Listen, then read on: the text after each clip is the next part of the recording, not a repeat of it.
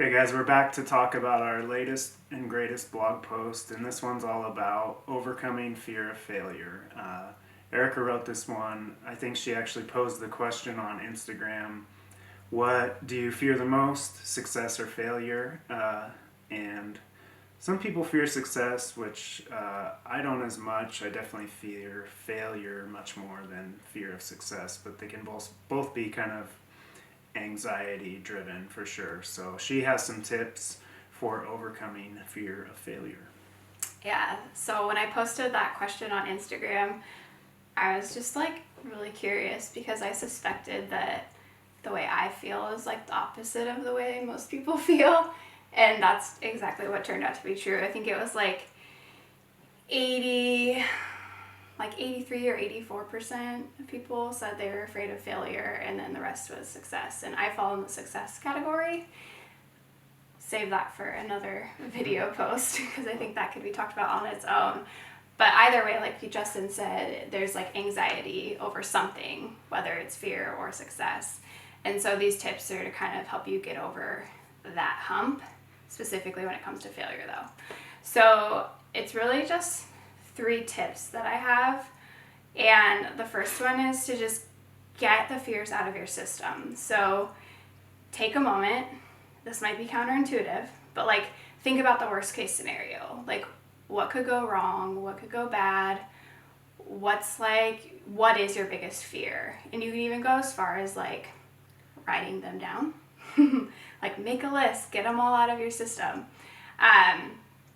But really like what happens when you do that is you realize that a lot of those like fears and things you're anxious about are really like either not as bad as you think they are, or they're like so extreme and the like likelihood of them actually happening is like really not that big at all. Yeah.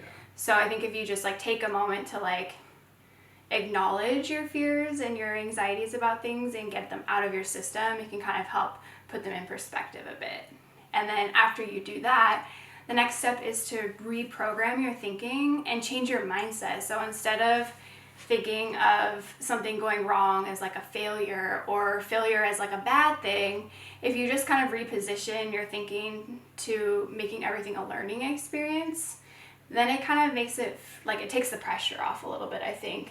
And if you focus on learning, you're like, oh, well, I'm just gonna, it's an experiment. I'm gonna go do this thing and like see what happens, and I'm just gonna learn as much as I can from it. And I don't know, for me, that was kind of a game changer when I started just being like, well, I'm just gonna learn as much as I can from whatever I do, because if nothing else, I've learned that like whatever I can take away from this experience and apply it going forward, like it's always helpful.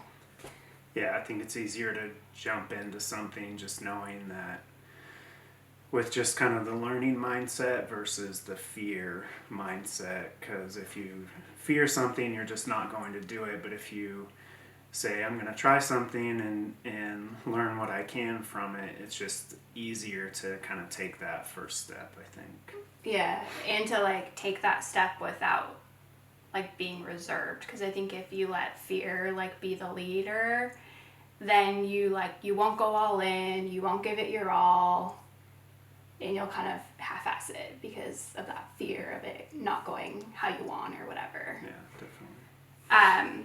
But then the last step is like, so you've thought about the worst case scenario, you've gotten all the fears out of your system, and then you've been like, okay, I'm just going to learn about this. I'm going to take this leap, I'm going to do this new thing or whatever it is, I'm just going to learn as much as I can. And then the last step is to be like, okay, I have some fear about this, but I'm going to do it anyway. Like, just do it anyway. Yeah, I think just get over yourself.